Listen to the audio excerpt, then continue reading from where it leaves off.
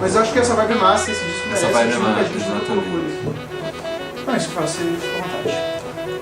Meu nome é Rafael Lobo, trabalho com audiovisual e esse é o Nome na Lista.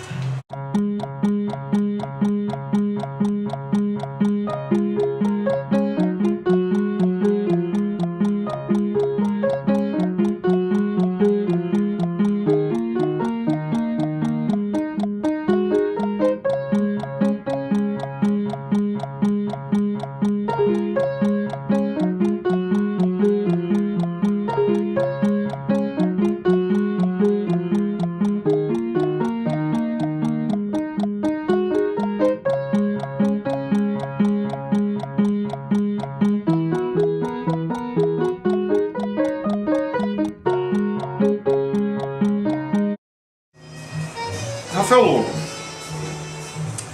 você, a Rafaela Camelo, o Fauston Silva e entre outras pessoas, o Otávio também, são crias da UNB, me corrija se eu estiver errado, do audiovisual, sacou? Eu queria saber de você inicialmente, se você sempre pensou em fazer áudio e como que foi sua vivência na Universidade de Brasília? Se você acha que ela de alguma forma acrescentou mais a sua formação do que teria sido se você tivesse feito faculdade em outro lugar? Então, não acho que eu nunca tinha pensado exatamente em fazer audiovisual, porque enfim, sempre gostei de filmes, é uma coisa que, sei lá, me acompanha a minha vida inteira, sacou? Todo fim de semana eu tava com meu pai, era alugando um filme, indo na locadora e tentando achar coisas novas, e enfim. E sempre fui também um amante do cinema de terror, né? Então assim, minha vibe na adolescência era tipo ver filmes de horror, assim, então Geladeira Diabólica, coisas daí pra baixo, né? E na verdade eu entrei, primeiramente na UNB, eu entrei pro curso de História, né? Então eu sempre gostava desde o segundo grau, assim, de História Romana, enfim, mas nunca exatamente de uma forma muito, como é que eu vou dizer, política, assim, né? Que foi uma coisa que eu comecei a perceber quando eu entrei realmente no curso de História na UNB, né? Que a pegada não era exatamente o que eu realmente pensava sobre história, enfim, eu gostava muito das narrativas, né? Das histórias, enfim, dos imperadores, e acompanhar mesmo aquela narrativa. E, enfim, mas também meu grande sonho artístico era com música, né? Era ser músico e tal. Então eu tocava guitarra e, fazia umas bandas de cover, de metal, né? Umas coisas bem, enfim, zoadas assim. Mas foi lá, eu acho que depois, conhecendo uma galera da comunicação, que tinha entrado pra comunicação, que, enfim, eu comecei a curtir uma onda de trabalhar com fotografia, né? Resolvi fazer audiovisual porque eu não queria fazer publicidade, né? Achava meio sujeira e tal. Falei, não quero essa parada, não. Aí eu falei, não, vou fazer audiovisual que ali pelas matérias parece uma coisa mais livre e tal, parecia mais interessante, assim. E aí acho que foi já no primeiro semestre eu fiz História de Cinema com a professora Erika Bauer lá. Não sei se tu fez comigo também? Fez junto e tal. E aí sentou numa roda e tal, na primeira aula, e cada um falava, tipo, os filmes de referência que mais gostava, né? E aí eu comecei a achar massa aquilo, porque assim, pra mim, cara, cinema era uma paixão que me acompanhava, mas, tu nunca para pra pensar, vou trabalhar com isso, vou, enfim, fazer filme e tal. E também teve já e aí, assim, nessa aula, aí a galera começou a falar assim, meu filme predileto é A Greve do Eisenstein. Eisenstein, que é esse cara? Eu anotei lá, sacou? Então, assim, porque também meus filmes prediletos e tal, sempre ficaram mais dentro de um circuito mainstream. Então, assim, eu nunca tinha assistido um Bergman, sacou? Mal tinha assistido alguns filmes do Woody Allen, assim, muito menos Tarkovsky. Então, assim, eu acho que dentro do curso realmente me abriu portas para poder conhecer diretores que hoje, assim, enfim, eu tomo como referência e tal. E aí foi dentro também lá da universidade, o Otávio foi uma figura importante, estava na época quando eu entrei, ele estava no 6º semestre, enfim, ele tinha entrado juntamente comigo na UNB, quando eu entrei para a História ele tinha entrado para Comunicação, e eu conheci ele quando eu entrei na Comunicação, e aí eles estavam juntando as pessoas para fazer o bloco, né, que é, enfim, o laboratório audiovisual que rola lá na UNB. Ele já conhecia também o Érico Casarrec, né, que já era cursava cinema, não cursava audiovisual, né? E aí eu entrei também num projeto lá que era para trabalhar na época era o CPCE, né, que depois virou a TV UNB e tal. E aí eu fiz um trabalho com o André Luiz da Cunha, que era um documentário sobre a própria UNB, né? Em que ano foi isso? Isso foi 2005. Segundo semestre de 2005. E, cara, aí pronto, aí quando eu vi lá o Travis, sacou? Acompanhei o processo enfim, trabalhei na época, ainda estava trabalhando com película, assim, trabalhei com 16mm. E aí depois desse projeto teve o bloco do Otávio, que foi o do Andar de Baixo. Pra quem acompanha a gente pelo áudio, o Otávio acaba de se citar a nossa. Boa noite. Oi. Fica à vontade. E aí, cara, pronto, aí quando eu realmente passei pelo set, foi assim, trabalho bem pesado mesmo, eu trabalhei como assistente de produção. Eu falei, cara, é isso, sacou?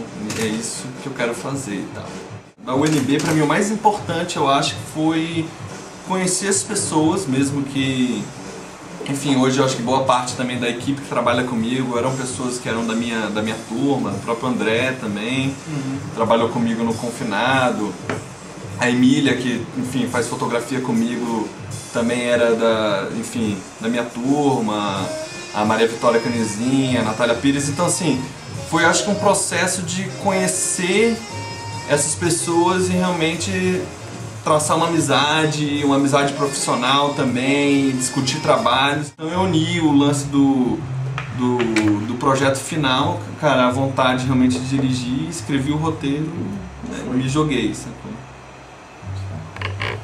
Como é que foi o processo de financiamento do filme? Porque, apesar de ser um projeto final da universidade, eu imagino que ela não custei, se não nada, pelo menos não custei muito, né? Como é que é? Todo aluno tem que fazer o seu corre mesmo de financiamento? Cara, todo aluno tem que fazer seu corre de financiamento. E, assim, o que a gente realmente tem apoio da Faculdade de Comunicação é a parte de equipamentos, né, equipamentos de luz, câmera. Na época, a câmera que tinha lá na FAC ainda era a PD-150, porque depois chegou a X3 lá. Eu nem sei qual é a atual câmera que eles estão utilizando, é a X3 ainda. E então, tinha um brother que era da geografia, o Otávio Schwenk, e, pô, ele já estava associado lá com a galera do cinema, já tinha trampado no bloco com todo mundo e tal. E a câmera que eles tinham lá no departamento de geografia era a Sony Z7. E aí, pô, eu falei, pô, será que não rola a gente conseguir um esquema lá, enfim, com o departamento, da gente pegar essa câmera. Então, assim, a câmera que eu usei nem foi a câmera propriamente da FAC. Consegui por apoio. O local, né, a locação do filme, onde realmente se passa, é a casa da minha avó. Então, assim, a gente fez todo um trabalho de arte lá com tecidos, a gente modificou toda a casa da minha avó, né, para transformar no apartamento do filme.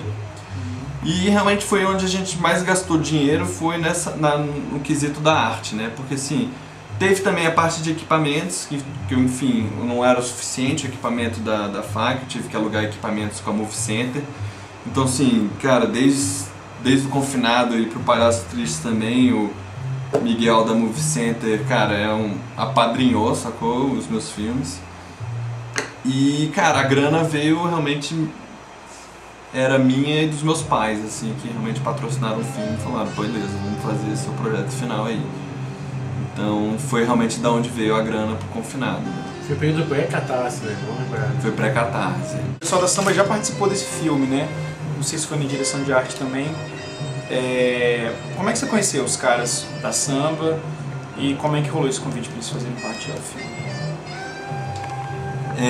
Então, eu conheci foi o Lucas Guerri, se eu não me engano, em 2009 ou 2008. Foi fazendo um curta-metragem que chamava A Janela. Foi o curta-metragem mais bem pago pra mim. Eu trabalhei, sei lá, eram 2 dias de filmagem. O primeiro dia deu errado, porque os caras perderam a locação, não estava organizado, então a gente só trabalhou efetivamente um dia. De quem que é esse filme? Cara, é João Batista. Assim, foi o único filme dele que eu trabalhei, não cheguei nem a ver o filme pronto e tal. E o Lucas estava fazendo a direção de arte desse filme, foi onde eu realmente conheci ele. E cara, acho que a gente conversando e tal, exatamente nesse dia que não rolou filmagem, a gente ficou bebendo Coca-Cola o dia inteiro e, enfim, falando da vida. E aí eu senti que a gente tinha uma vibe próxima, mas tudo bem, né? Você trabalha 2 dias e fala, bom, beleza, normalmente no cinema é isso, depois eu não vou ver mais aquele cara e tal, eu vou encontrar ele, sei lá, daqui a 1 ano e tal. E aí foi no filme do Santiago, O Ratão, que o Lucas fez a cenografia. E aí a gente tipo voltou a se encontrar, brother, no filme da Janela e tal. E cara, aí realmente foi um processo muito longo o filme do Santiago, acho que foram uns 15, 16 dias de filmagem. E aí a gente tipo, foi desenvolvendo amizade, eu dava carona pra ele pro set, aí eu comecei a trocar uma ideia, que eu tinha um projeto para escrever um roteiro de um longa. Aí o Lucas pilhou a ideia e tal. Aí depois das filmagens a gente começou a se encontrar pra tipo, escrever o roteiro. Aí rolou o FAQ, a gente, bora escrever essa ideia aí no FAQ e tal. Aí a gente escreveu o projeto e tal. E rolou, foi tipo assim, meu segundo projeto no FAQ rolou, eu falei, beleza, agora eu peguei a manha, né? Então assim, mas depois nunca mais rolou. É verdade, né? É verdade. Falou assim, Pegadinha no FAQ. E aí, cara, foi a partir daí que a gente também, depois que a gente ganhou o projeto do longa, aí, cara, a gente realmente se encontrava quase todos os dias para poder escrever, então realmente a gente desenvolveu uma amizade muito maneira. Que aí depois, futuramente, por conta também até desse projeto e tal, que rolou uma ideia do Lucas de fazer a laje, assim, né, não efetivamente a laje, mas enfim, unir uma galera pra fazer o coletivo, né. O André Miranda, quando ele veio aqui, ele falou que tinha umas restrições em relação ao FAQ que eram quase temáticas, assim, um determinado tipo de filme tem maior chance, se fizer isso você ganha mais pontos. Você acha que você já teve que restringir o que você queria fazer pelas amarras do sistema, o que vale mais pro FAQ, então? Cara, eu acho que é uma... Assim, eu fui pegando já projetos, né, tipo, de amigos que, enfim, conseguiram botar o projeto lá e ganharam. Então, assim, você percebe que existe uma linguagem, né, existe uma forma de você escrever projetos e realmente, com certeza, tem questões temáticas, né, enfim, sociais que favorecem, enfim, a escolha do projeto e que, por azar, não são os projetos que eu faço normalmente, né. Ninguém nunca falou assim, cara, tá muito doido, esse teu filme é muito doente e tal, você tem algum problema?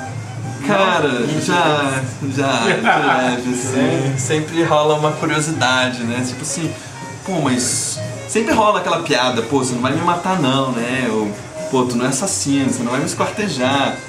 Mas assim, eu acho que o filme também tem, é porque o filme choca, eu acho, por trabalhar ali um contraste, eu acho meio de um cômico trágico, assim, né, o filme começa cômico, então todo mundo começa rindo, fica meio à vontade ali, né, com aquela atmosfera daquele cara, assim, parece. E o filme depois ele, né, tipo, vai descendo ali tragicamente e as pessoas às vezes saem meio chocadas, né. Então, uma sessão realmente massa do filme, agora me lembrando, foi no Jogo de Cena. Porque acho que era uma galera que normalmente não é a galera de festival, né. E realmente a galera ficou meio chocada, até a galera lá dos Melhores do Mundo no final fazendo a piada, sacou? Meio pra relaxar o público. Porra, filmezinho leve, hein, não sei o quê.